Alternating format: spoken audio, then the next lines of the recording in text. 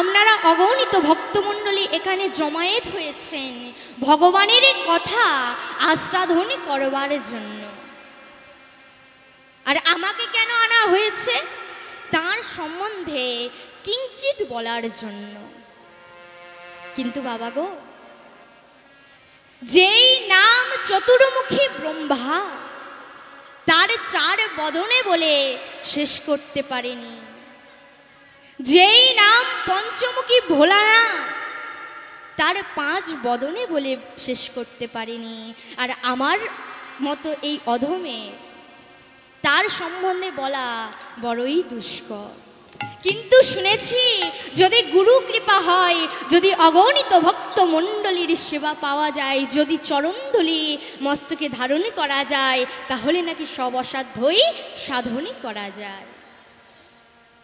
তাই এই হরিনাম, এই ভগবান সম্বন্ধীয় কথা, তার নাম বলতে গিয়ে আমার অনেক বলতে কি হবে কি বলছি মা, আমি অবশ্যই ভুল করব, কিন্তু আপনারা নিজ কন্যা ভেবে, নিজ বোন ভেবে আমার ভুল মার্জনা করিবেন। আজ কৃষ্ণদাস কবিরাজ গোস্বামী তার চৈতন্য চরিতামৃত গ্রন্থতে কলম দিলেন কি না, প্রণমঃ কলিযুগ সর্বযুগ সার, হরিনাম সংকীর্তনে যাহাতে প্রচার। কত সুন্দর কথা দেখুন, প্রণমঃ কলিযুগ সর্বযুগ সার, হরিনাম সংকীর্তনে যাহাতে প্রচার। সত্য যুগেও ভগবান এসেছেন, ত্রেতা যুগেও ভগবান এসেছেন, আর দাপর যুগেও ভগবান এসেছেন, আমাদের কলিযুগেও ভগবান এসেছেন। কিন্তু সত্য ত্রেতা দাপর যুগের থেকে এই কলির যুগটা একটা বৃহৎ যুগ। কেন? এই কলিযুগে খারাপ কাজ থাকবে, দুষ্টু কাজ থাকবে, তথাপিও এই কলিযুগ সবার ওপরে। কেন? কারণ যেই যুগে হরিনামের প্রচার হয়েছে। আর কি, এই যে আমাদের এই কলিযুগে এমন একটা দয়ালের জন্ম হয়েছে, এমন একটা দয়ালের জন্ম হয়েছে, তার কাছে না আছে গদা, না আছে তীর ধনুক, না আছে সুদর্শন চক্র, শুধু তিনি এনেছে নাম আর প্রেমেরই ডালি। এমন গৌর হবে না আর হওয়ার নয়। ওমা, এই কলিযুগের কিছু খারাপ গুণ আছে, কিছু বৈশিষ্ট্য আছে। কি না, আগেকার দিনে ধরুন কিছুটা দূরে একটা ইয়ং ছেলে একটা ইয়ং মেয়ে ঝগড়া করছে, তারা ঝগড়া করছে কি, কোনো কম বয়সের ছেলেরা মারপিট করছে, তখন করার ঠাকুমা ঠাকুরদারা বলতো কলিযুগ তো এইরকম একটু হয়, বলে কলিযুগ তো একটু হবে। কিন্তু বাবা, সবাই কলিযুগটাকে খারাপ দেখে। আগেকার দিনের কথা ছাড়ুন, এখন বলুন তো কোনো যদি খারাপ কাজ হয় আমরা বলবো এই না হলে কলিযুগ। তাই কলিযুগের কিছু সত্যিই খারাপ বৈশিষ্ট্য আছে। কি না বললেন, সচ্চা कहते हूँ मारे लठा, झूठ में जगत भुलाई, गाउरस पिली गली गली, लेकिन मोदिरा बह के जगाई।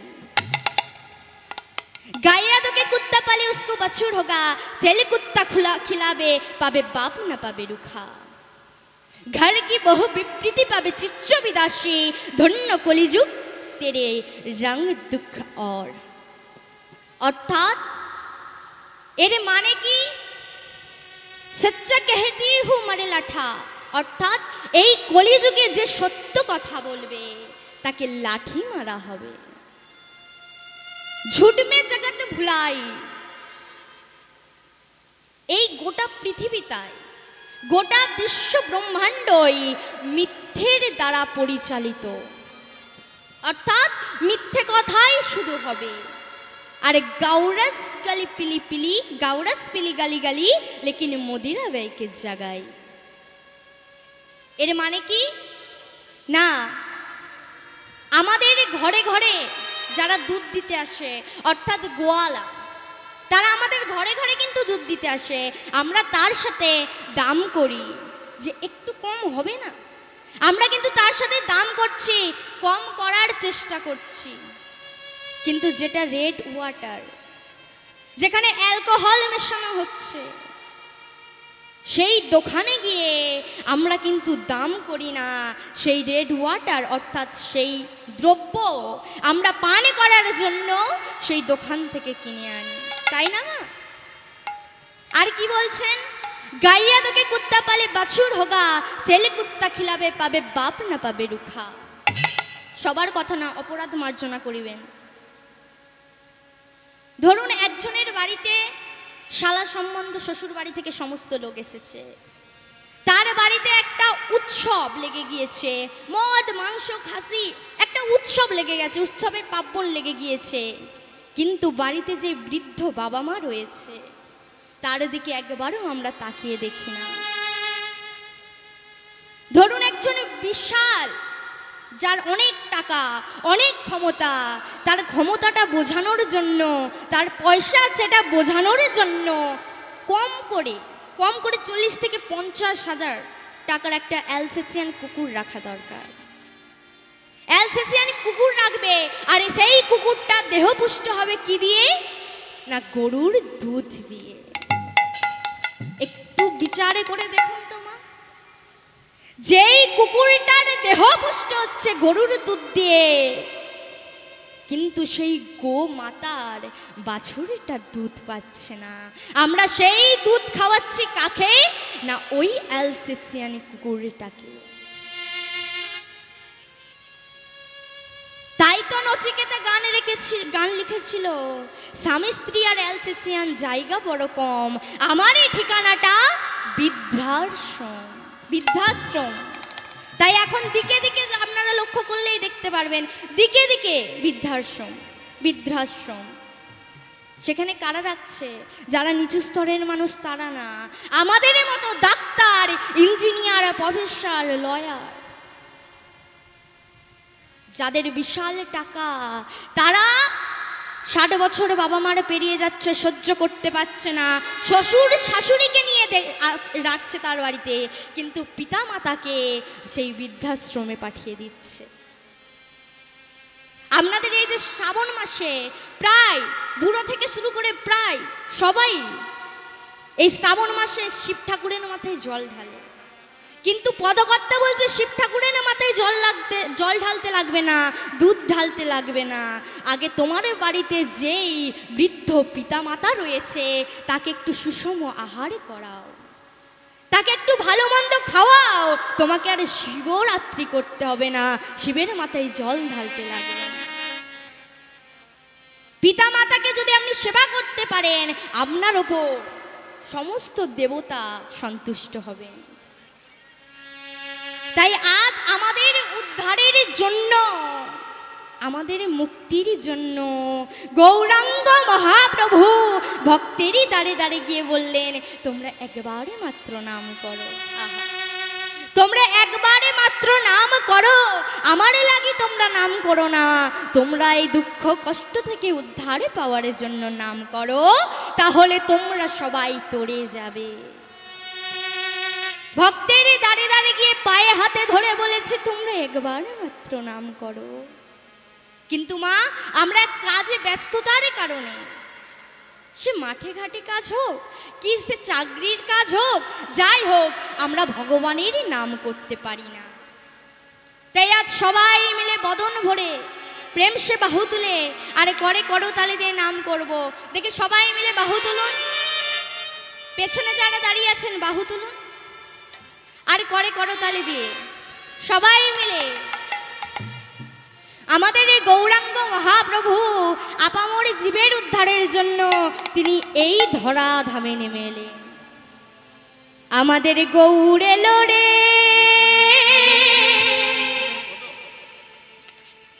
এই সোনার নদিয়া, মায়েরা উলুধ্বনি। বাহ, খুব সুন্দর।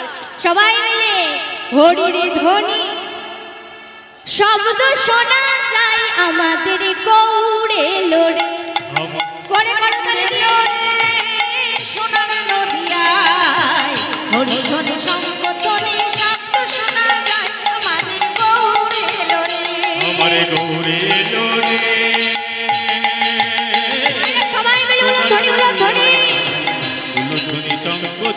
শব্দ শোনা যায় আমার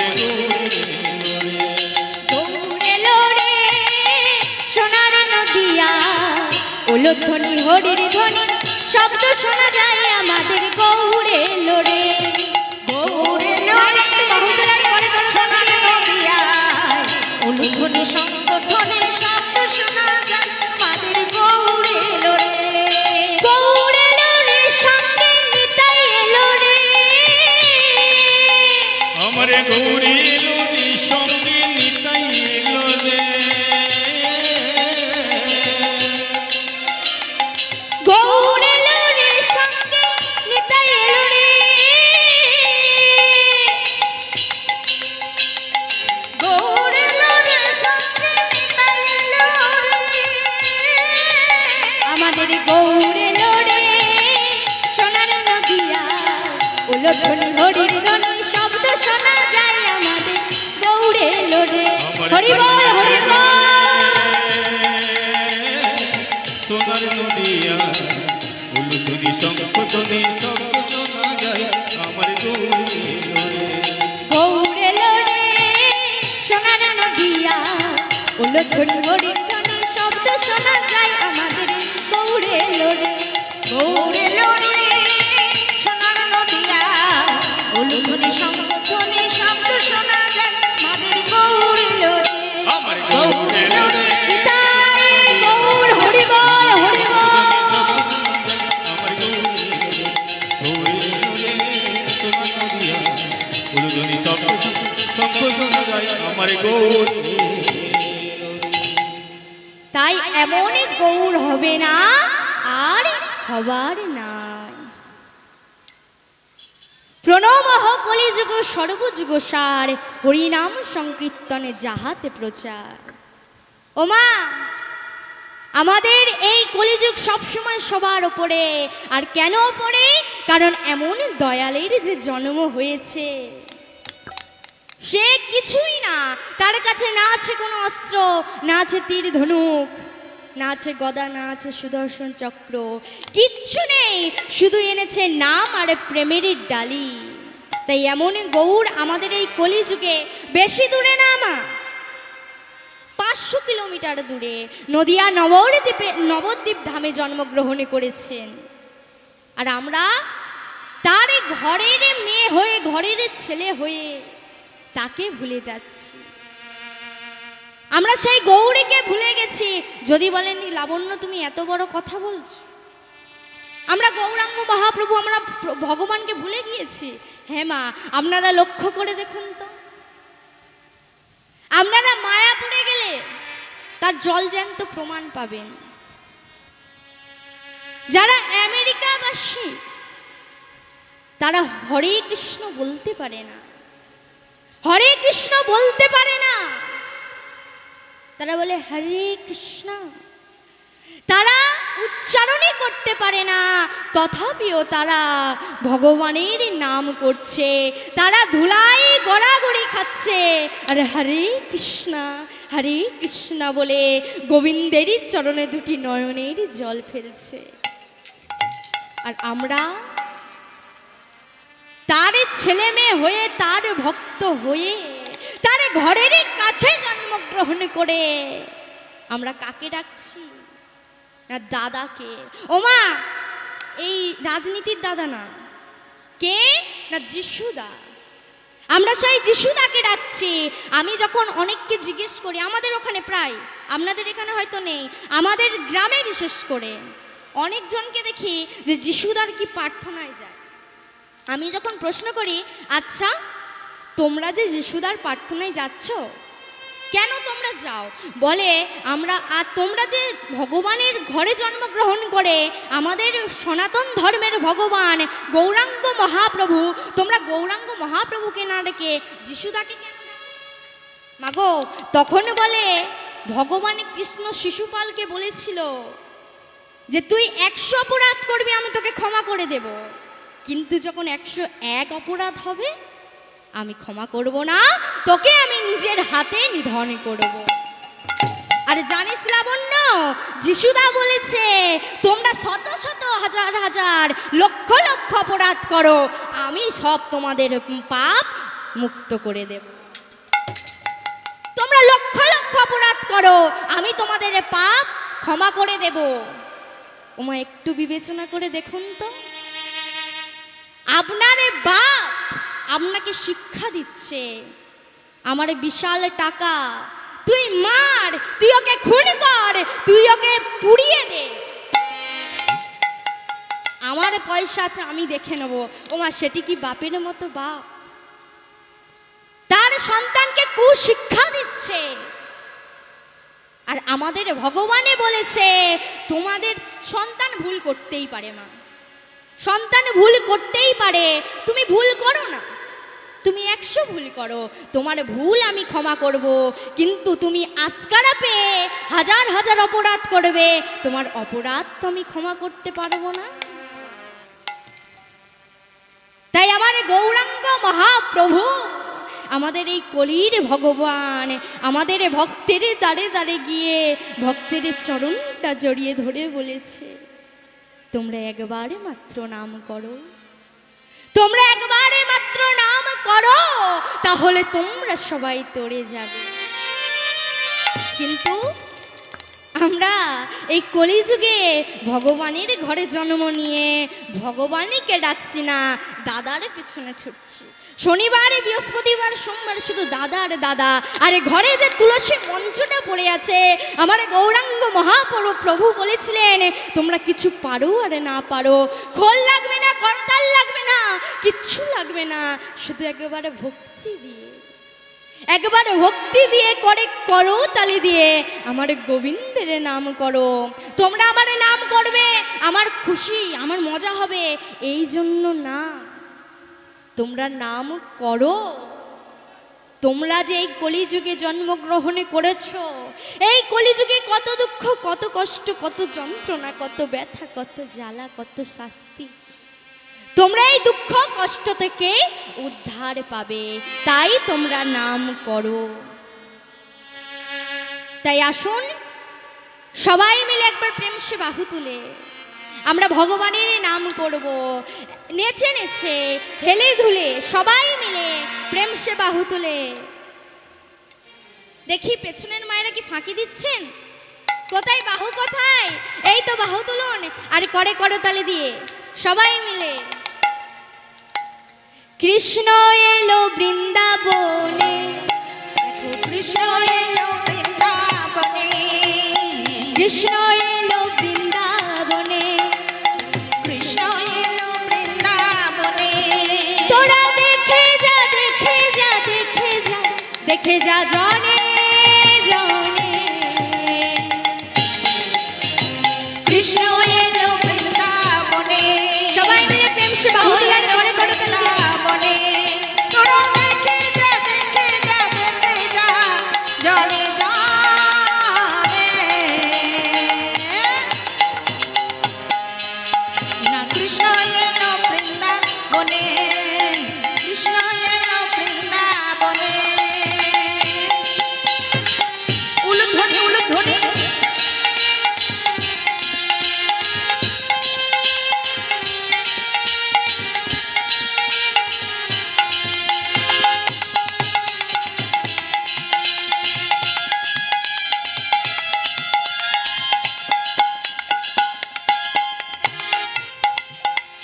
মা যশোদারি গোপাল বৃন্দাবনের রাখা, যশোদারি গোপাল বৃন্দাবনের রাখা, মা যশোদারি গোপাল বৃন্দাবনের রাখা।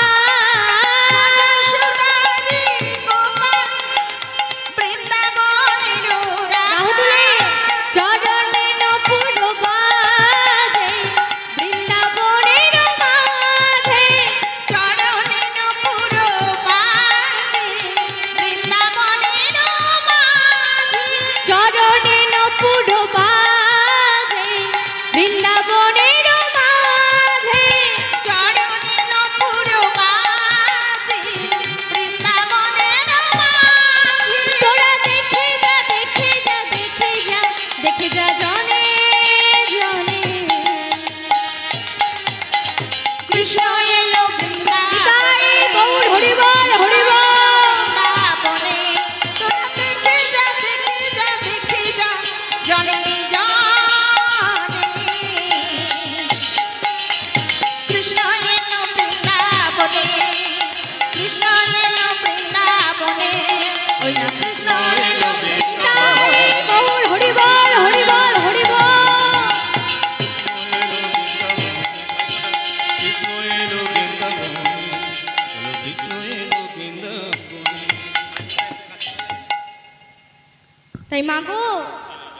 একটা প্রচলিত কথা আছে না, যে রাখে হরি তো মারে